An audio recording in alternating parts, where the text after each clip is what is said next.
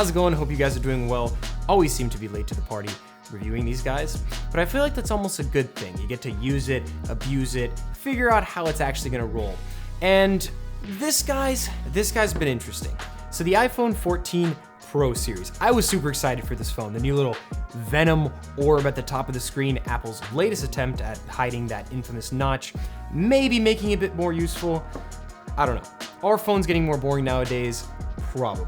Maybe not the same level of innovation we had years ago, at least with Apple, especially with them not doing the whole foldiness as of right now. So we get these little steps each year to freshen up the lineup enough where it'll make sense to upgrade if you're coming from something like an iPhone that's generations old or even an older Android. So we picked up the matte black, like frosted version, and then this Thanos edition purple, which is my mom's. I actually think the colors this year are pretty solid and look pretty sweet. So I waited until now to do this because I really rethought my whole process of making a direct comparison video to the 13 Pro because obviously it's not that much different. So I wanted to talk about some of the things I've noticed with this phone, specifically with the 14 Pro Max and iOS 16 versus my previous phone, the 13 Pro Max with iOS 15, which honestly speaking, it's a way more stable experience currently on the 13 Pro Max. But I also wanted to mention the experience of coming from an older generation phone like an 11 Pro Max that'll make more sense than jumping from this to this. It's not that much different.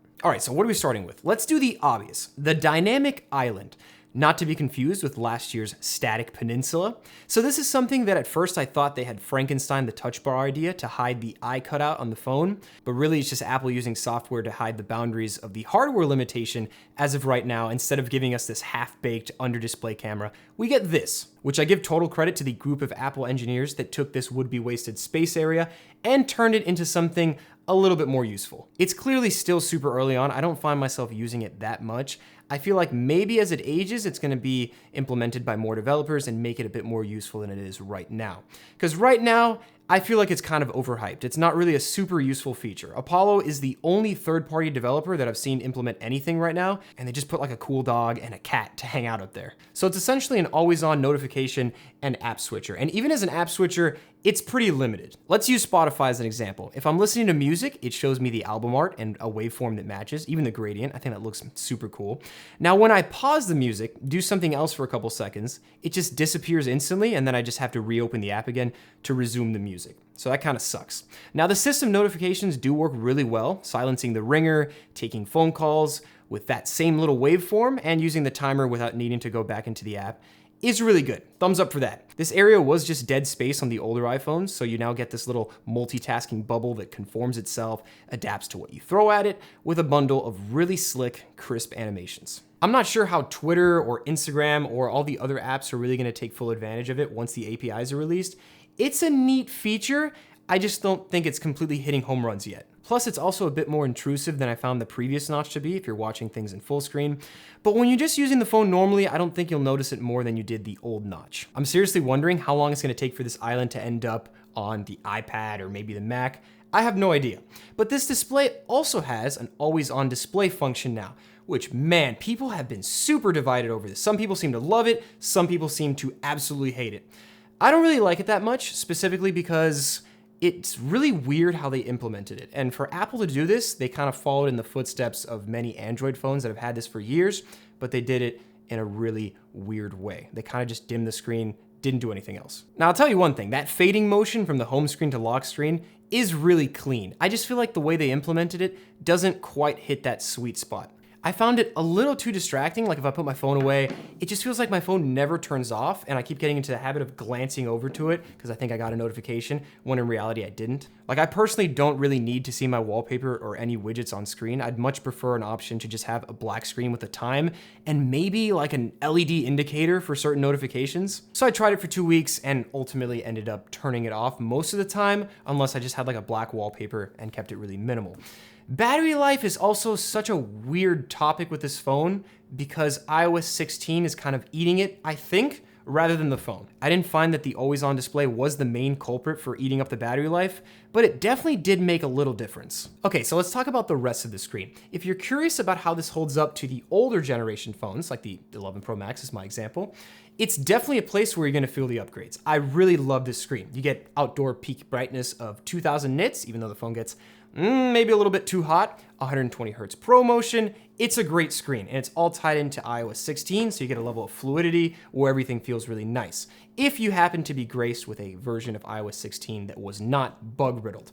Now, I don't know how many people were really complaining about their 11 Pro Max being too slow, but this is a place where you would definitely feel what is perceived as a performance boost. It's inherently going to feel faster when you use a 13 or 14 Pro because of the smoothness of the upgraded display. I do still think it is absolutely ludicrous that Apple is charging $900 for, I think the 14 Plus is still a 60 hertz display.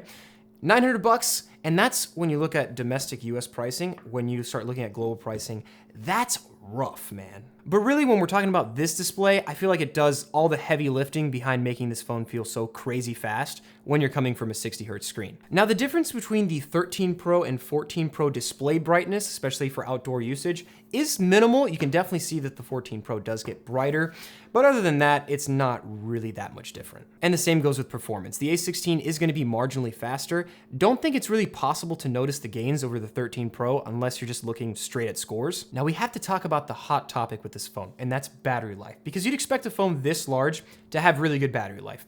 And you got to remember, though, in a package that can hypothetically drive this display up to 120 hertz and 2000 nit peak brightness with an engine like the A16 Bionic, it's gonna be tough, but it does manage to keep most of last year's phenomenal battery life, doing all the juice-saving tricks like that LTPO display that's gonna ramp the refresh rate down when you don't need it. Now, a lot of my initial battery drain issues happened to be with the first version of iOS 16, but I noticed once I started jumping onto the betas, it started to get better.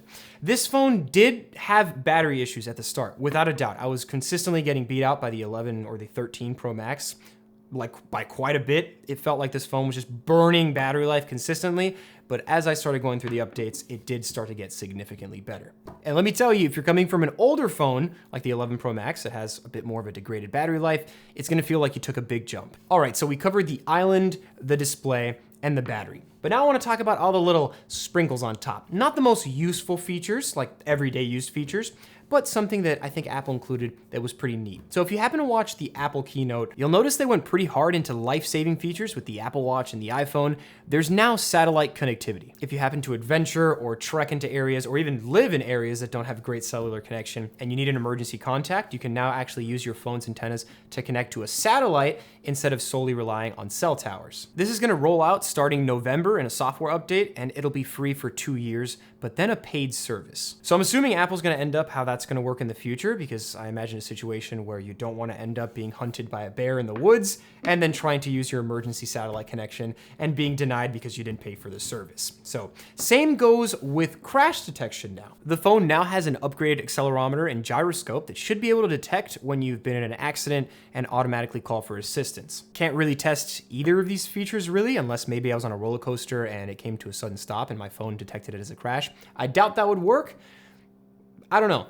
Now, they also decided to go eSIM in the US. I happen to be in the US, so I no longer have a SIM card tray on my phone. So it's kind of just like how the cellular Apple Watches were working.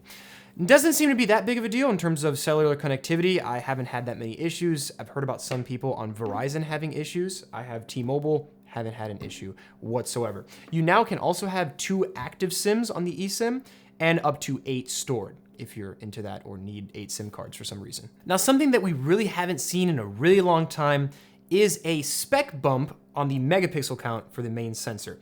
Now, I think it's 2015 since we've been at 12 megapixels and we are now at 48 megapixels. Does this make a massive visual difference in the image quality from the 13 Pro and previous generations to the 14 Pro? I mean, you can definitely pull more detail if you're blowing up your photos or zooming in closely. Plus, all your photos by default get binned down to 12 megapixels to efficiently save storage from the Goliath raw 48 megapixel files you can take.